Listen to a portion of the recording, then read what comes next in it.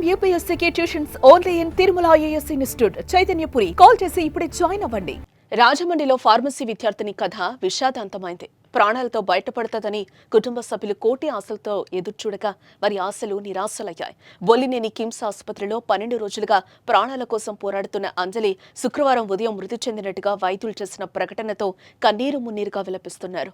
కిమ్స్ లో పనిచేసే దీపక్ అనే సూపర్వైజర్ తనకు అన్యాయం చేశాడనే కారణంతో ఈ నెల 23న ఆసుపత్రిలోనే మత్తు ఇంజెక్షన్ తీసుకుని అపస్మారక స్థితికి చేరుకుంది.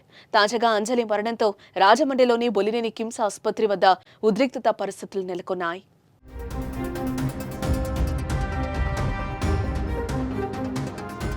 ఏలూరు జిల్లా జీలుగుమిల్లి మండలానికి చెందిన అంజలి బి ఫార్మసీ ఫైనల్ ఇయర్ చదువుతోంది. చదువుకుంటూనే రాజమహేంద్రవరంలోని కిమ్స్ బొల్లినేని ఆసుపత్రిలో ఫార్మసిస్ట్గా పార్ట్ టైం ఉద్యోగం చేస్తోంది.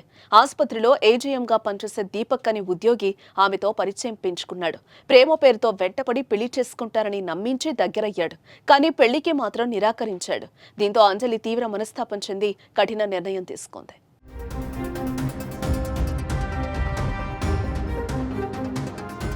దీపక్ వేధింపులపై 3 పేజీల లేఖ రాసింది అంజలి. శారీరకంగా, మానసికంగా దీపక్ వేధించాడంటూ లేఖలో వెల్లడించింది.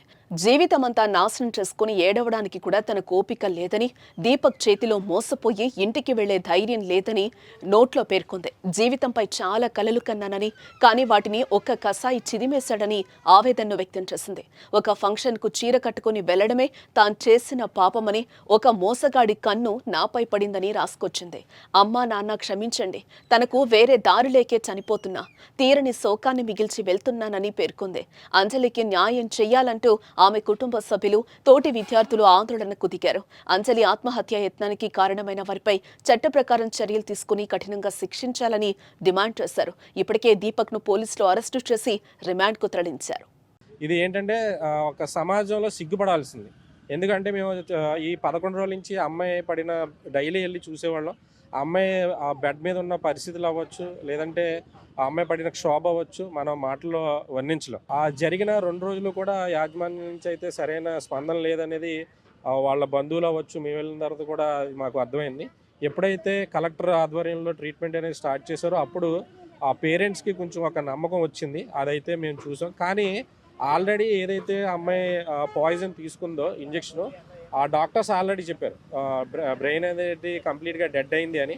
కానీ మళ్ళీ తర్వాత అది కొంతవరకు పనిచేస్తుంది, కొంతవరకు పని చేయట్లేదు అనేది కొంచెం అనుమానాస్పదంగా కూడా అప్పుడు మాట్లాడడం జరిగింది. ఇలాంటి కామాంధుడిని, ఇలాంటి నీచుడిని అసలు కూడా ఈ సమాజంలో బతకడానికైతే అర్హుడు కాదు. ఇలాంటి వాడికి గవర్నమెంట్ తరఫున న్యాయం జరగాలి.